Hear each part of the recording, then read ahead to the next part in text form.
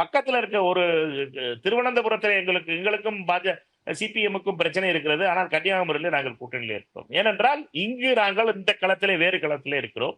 எங்களுடைய புது எதிரி என்பது RSS பாஜக. இந்த போராட்டம் என்பது தொடர்ந்து கொண்டுதான் இருக்கும். தாவேகா என்பது புதிதாக உருவாக்கப்பட்ட கட்சி. திரு விஜய் அவர்கள் அவருடைய லட்சியங்களோடு உருவாக்கி இருக்கிறார். அதை அவருடைய ஒரு ஜனநாயக உரிமை. அவர் அதற்காக தன்னுடைய பீக் ஆஃப் தி கேரியர்ல அதை விட்டுட்டு வந்து ஒரு கட்சி தொடங்கி இருக்கார்.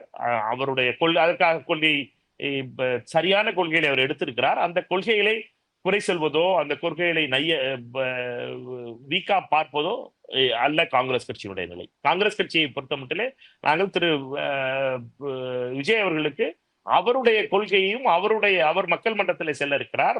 அதற்காக அவருடைய கட்சி அமைப்பை தயார் செய்து கொண்டிருக்கிறார். அவருடைய மனநிலையில அவர் என்ன செய்ய போகிறார் என்பதை நாம் இருந்து வெயிட் பண்ணி தான் பார்க்கணும். காங்கிரஸ் கட்சியை பொறுத்த மட்டிலே பெரிய களத்தில் இருக்கிறோம், பெரிய போரில் இருக்கிறோம்.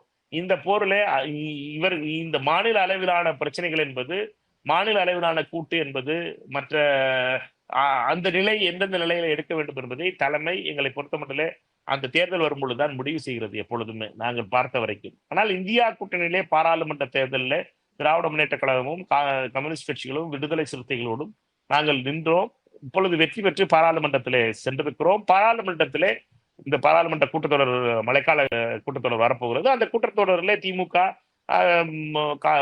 மார்க்சிஸ்ட், இந்திய கம்யூனிஸ்ட் கட்சி, பொதுவுடைமை கட்சி, விடுதலை சிறுத்தைகள் அனைவரும் ஒன்றாகத்தான் இருக்கிற மறுமலர்ச்சி திராவிட முன்னேற்ற கழகம் நாங்கள் அனைவரும் ஒன்றாகத்தான் குரல் கொடுப்போம். இந்த பாசிச ஆட்சியை எதிர்த்து எங்களுடைய குரல் வலிமையாக ஒலிக்கும் டெல்லியிலே. ஏனென்றால் எங்களுடைய போராட்டம் என்பது வெறுப்பு அரசியலுக்கு எதிரான போராட்டம். இதிலே பாஜகவை எதிர்க்கும் அளவுக்கு விஜய் இன்னும் தயாராகல அப்படின்றீங்களா? விஜய் தயாராகிட்டாரா தயாராகலாங்கிறது மக்கள் தான் முடிவு செய்யணும். என்னை பொறுத்த மட்டும் அவருடைய அமைப்பை அவர் தயார் செய்து கொண்டிருக்கிறார். அவர் இந்த தமிழகத்திலேயே மிக பிரபலமான ஒரு நடிகராக இருப்பவர். அவரை பொறுத்த மட்டிலே அவருடைய ரீச் என்பது